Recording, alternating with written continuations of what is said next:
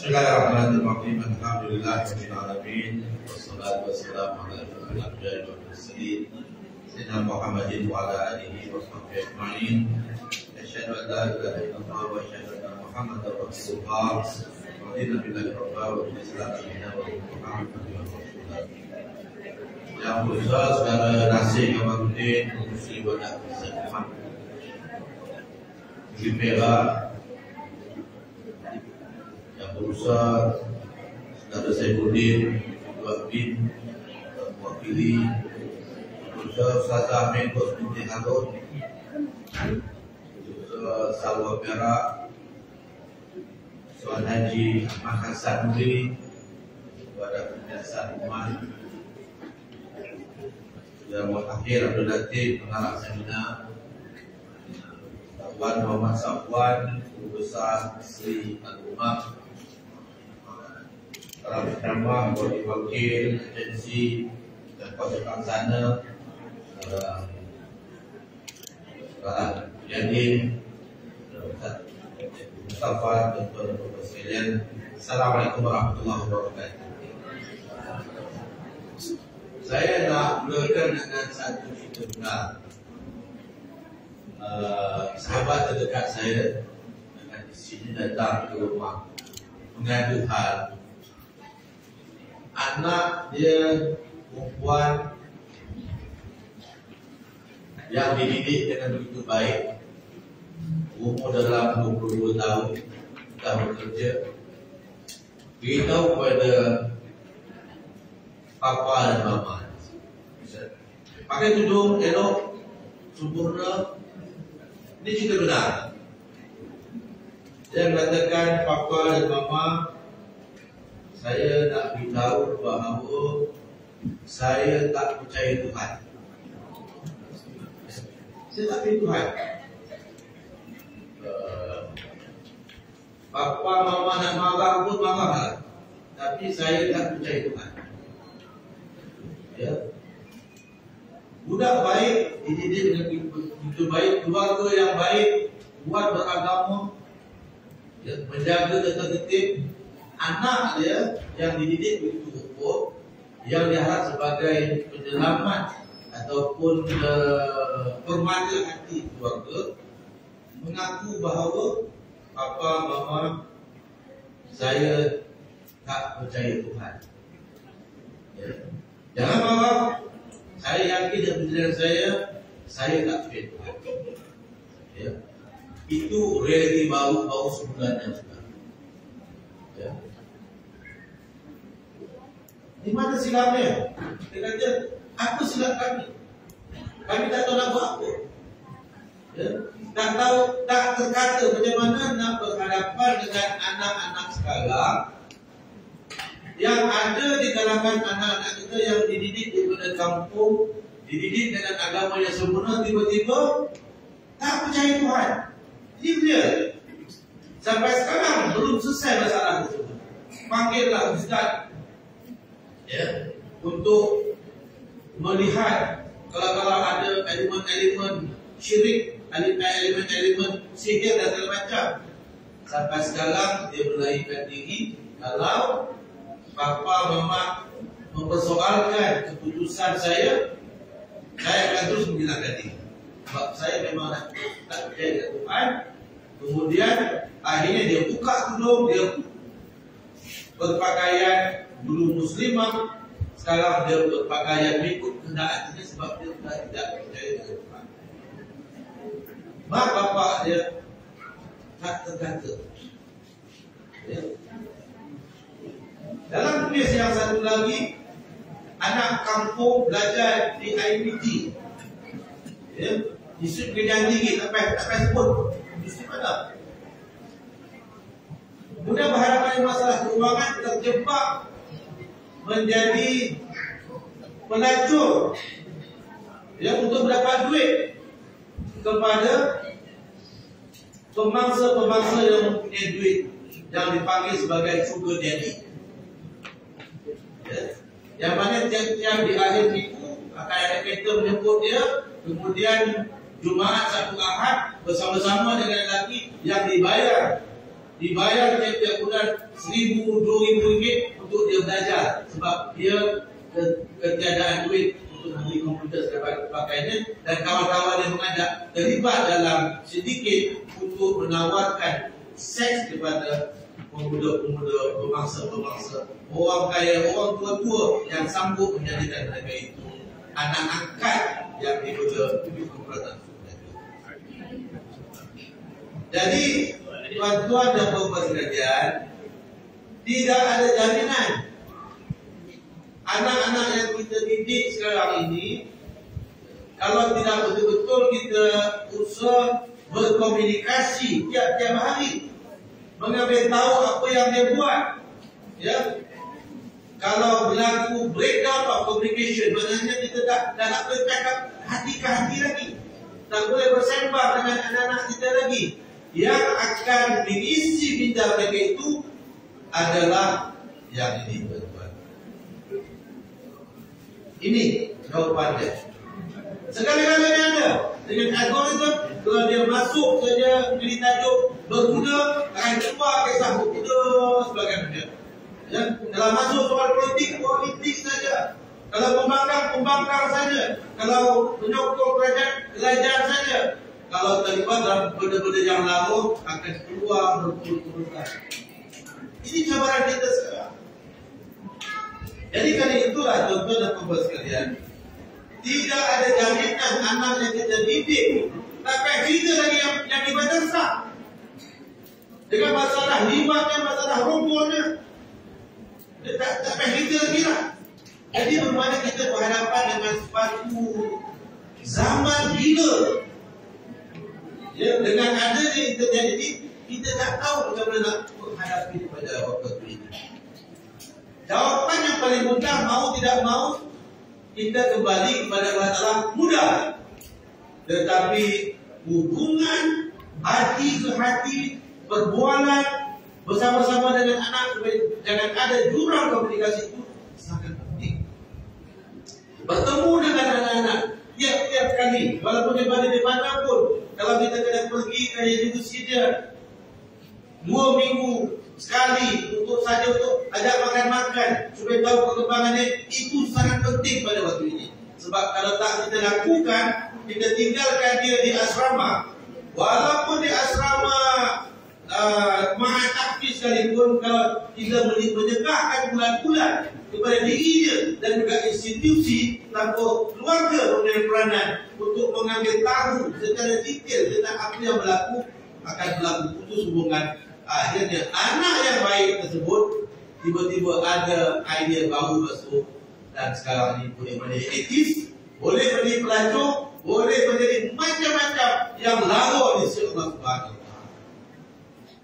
Jadi tuan-tuan dan puan sekalian, ya, mau tidak mau kita berhadapan dengan krisis, ya, krisis keluarga. Kenapa? Kalau di barat sekarang ini mereka menggalakkan perkahwinan, hubungan perempuan dengan perempuan, lelaki dengan lelaki, dan ada di kalangan anak-anak muda Melayu yang terpelajar yang mengisytiharkan diri dalam internet, dia berkahwin dengan lelaki, dan majlis perkahwinannya itu dibuat dalam bentuk TikTok dengan dia siap berpakaian Melayu, dan lelaki orang putih itu berpakaian kot. Dia berperan sebagaimana lelaki, yang lelaki daripada England tersebut, walaupun pakai kot, berperan sebagai wanita. Orang Melayu. Sekarang ada persatuan LGBT di kalangan orang Melayu. Ya, ada persatuan LGBT, maknanya mereka enjoy sama mereka. Dan lebih parah lagi, sekarang ini sudah terkeluar cerita-cerita tentang satu kumpulan 10-20 pasangan suami isteri bertukar-tukar suami dan isteri dalam majlis-majlis yang tertutup di kondo-kondo yang ada.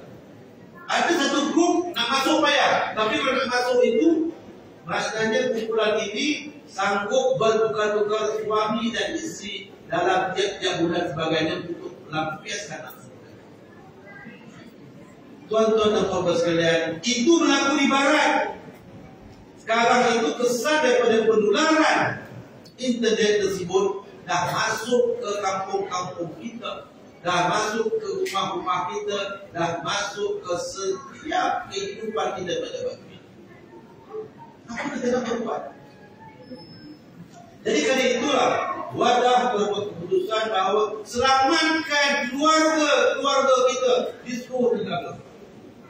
Gerakan menyelamatkan keluarga daripada runtuh kerana elemen-elemen anak boleh menjadi kafir, anak boleh menjadi pelancong, anak boleh terlibat dalam gejala-gejala yang tidak berfaedah.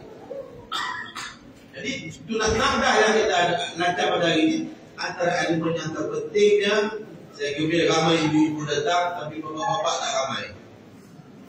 Ini masalah. Ya, ibu dah faham dah. Bapak-bapak tak faham. Ayah bergaduh rumah pada ibu nak buat cara lain, ayah nak buat cara lain. Ayah tak peduli.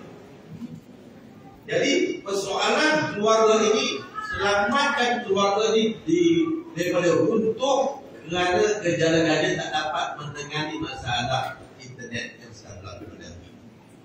Pertama pula tiap-tiap hari kita ditunjukkan persoalan perceraian ini.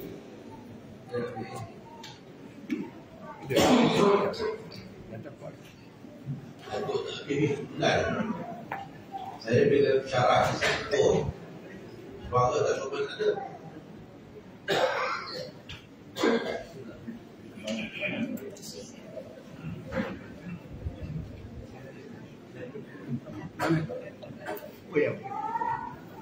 Poin apa dia itu bang? Apa poin ini? Ya.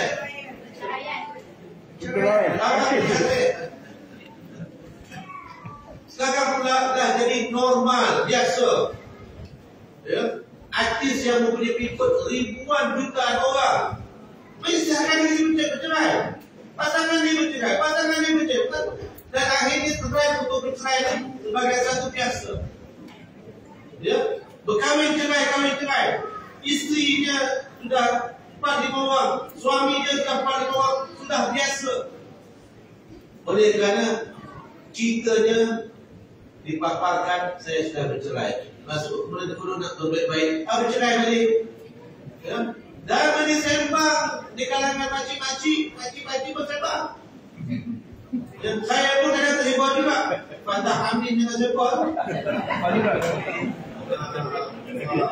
Kita yang punya lah muka macam mereka ni pun terjebak juga. Ya. Nak tahu juga apa kita patah amin ni. Pasal apa dia bercerai? Dia ni orang baik. Jangan kita pun tersembang benda-benda yang bagi saya tak terbaik lah. Ya, itu lebay-lebay lah mengkomel dia saya. Apa lagi lah yang lain itu. Ya, jadi ya, selamatkan keluarga kita. Selamatkan anak-anak kita. Jangan biar kalau kita serahkan ke asrama, tiba-tiba anak kita jadi gay. Pernah kan nak memulihkan balik anak-anak yang sudah terjebak dalam isu gay dan lesbian ini sangatlah payah. Itu sebab dalam Islam dia terlibat zina saja hukumnya apa? Kalau dah berkahwin hukumnya bunuh. Sebab nak ubah tu payah. Ya. Kalau orang yang dah berkahwin berapa kali zina hukumnya rejam sampai mati. Tetapi dia juga perempuan. Sebab perzinahan ini adalah satu perkara yang sangat payah. Macam Nabi Dadah. Jadi kerana itulah saya berikan tanya kepada wadah pihak mengangkat, selamatkan keluarga, bina keluarga cemerlang. Dan keluarga cemerlang tuan-tuan dan puan sekalian, saya nak beritahu formulanya adalah mukjizat Allah yang paling besar berbanding dengan Nabi-Nabi yang lain. Yaitu di rumah itu mesti ada tadabbur Al-Quran. Bukan hafal Al-Quran ya. Ustaz tahfiz pun berlaku gejala-gejala yang lama. tadabbur Al-Quran, memahami Al-Quran. Jadi saya cadangkan supaya keluarga-keluarga yang ada, yang pakar antara sebab Islam berkembang tahun 70-an itu adalah karena anak-anak muda tiap-tiap minggu berkumpul untuk tadabbur Al-Quran yang dinamakan usrah. Kemudian anak muda ini berkahwin. Usrah itu berjalan juga rumah ke rumah, daripada rumah ke rumah untuk mentadabbur Al-Quran. Itulah sejarah Nabi. Itulah sejarah mengapa Islam berkembang di negara kita itu, kerana sejarah usrah dengan Al-Quran itu dipelopori, antaranya adalah Anwar Ibrahim, sekarang ini Perdana Menteri Malaysia. Al-Quran bukan untuk dihafal. Kalau tidak, siapa yang membunuh Sayyidina Ali? Orang yang hafal Al-Quran. Tapi soal tadabbur Al-Quran.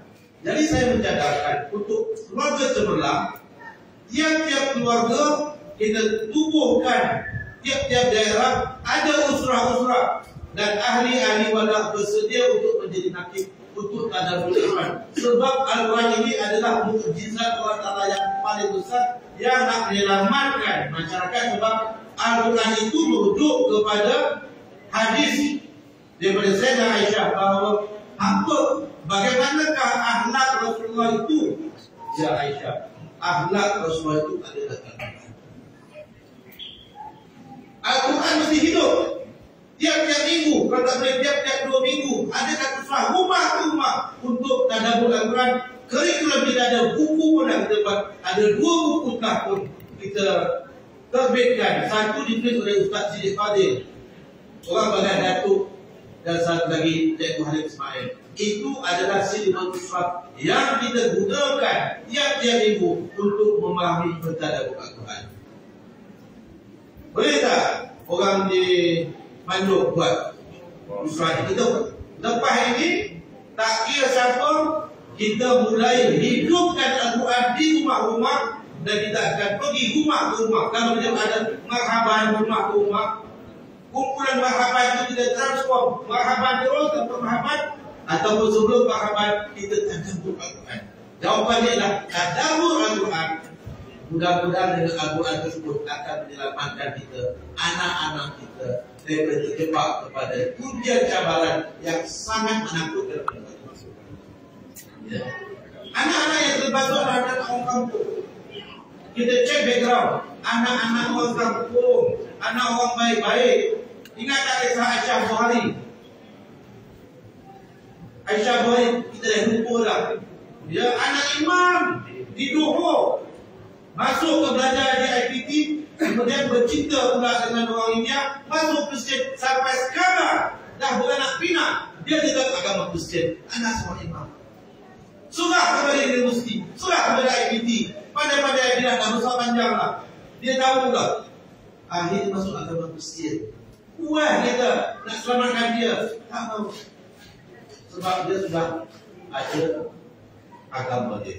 Jadi jawapan saya adalah, mari kita jadikan eksperimen di Manduk ini, bahawa di tiap-tiap kampung, selain daripada ada kumpulan, ada marhaban dia di kampung-kampung kita sekarang. Jadi bagi tak punya marhaban? Ya, bagus. Marhaban itu tambah satu lagi elemen tadabbur Al-Quran.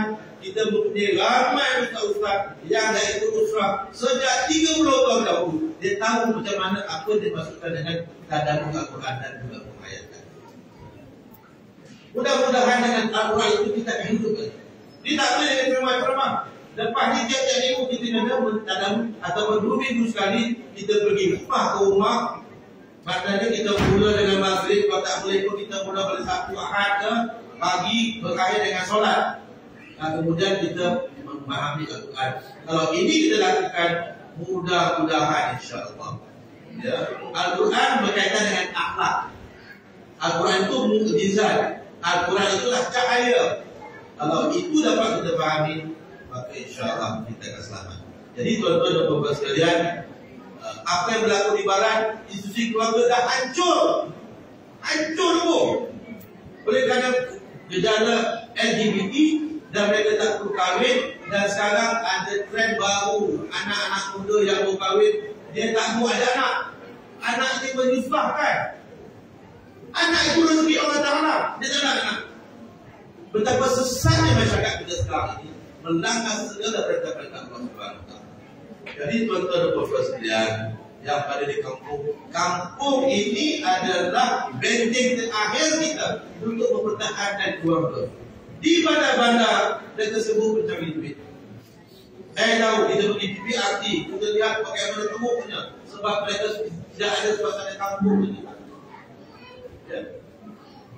Tidak ada suasana kampung dan percampuran lelaki perempuan bebas duduk di rumah-rumah yang jiran kiri kanan dan menimbulkan banyak masalah dan gejala dadah cukup banyak, anak-anak luar nikah cukup banyak. Kita ada sebuah rumah untuk menyelamatkan anak-anak yang dah terkemengandung. Tidak mengandung, anak baik, ya, duduk di rumah tersebut sampai melahirkan anak, kemudian anak itu diberikan untuk jadi anak angkat. Orang kampung tak tahu. Dan ramai anak-anak orang kaya-kaya yang baik-baik, yang anaknya kerana apa pun sudah terjebak dalam media seksual dan mengandung, kemudian untuk menutup malu antara pusat pendidikan kita. Kemudian sampai anak itu lahir, anak diberi pada orang lain dan anak itu pulang. Tadi di mana anak kamu? Dah lama, dah bulan-bulan tak jumpa. Dia belajar short term course dekat luar negara. Dia tergerak kat dia. Jadi anak dia sudah sehat sebab anak itu sudah ada, dia mempunyai apa dari anak karena masalah-masalah yang saya sebutkan tadi. Tuan-tuan dan puan-puan, selamatkanlah keluarga kita. Kalau ada anak-anak kita yang sekarang berada di IPT, dah sebulan tak berhubung, tak tahu apa dia buat, telefon, mak dan ayah nak pergi melawan kamu. Kita jangan putus hubungan komunikasi. Sebab kita tak tahu anak-anak itu apa yang masuk dalam otak dia, siapa kawan-kawan dia. Ya? Tapi insya-Allah kita dulu, mak bapak dulu kembali kepada Al-Quran, menghaji Al-Quran. Mudah-mudahan dengan kita melangkah ke jalan Allah Ta'ala secara betul-betul, maka Allah Ta'ala akan membaiki keluarga kita yang baik. Itulah lebih kurang untuk terlihat apa saya sampaikan. Dah 12.30, saya tahu dah lapar, ya. Orang tua ni nak syarah sampai berjam-jam dia tak larat lah, ya. Jadi saya bagi 20 minit saja untuk kita melancarkan, nak menunjukkan tunas nafkah yang kita akan lancarkan ini adalah programnya selamatkan keluarga dengan Al-Quran. Kita akan buat senarai nama. Kalau di daerah ini simpulan yang boleh menjadi nakib, membimbing.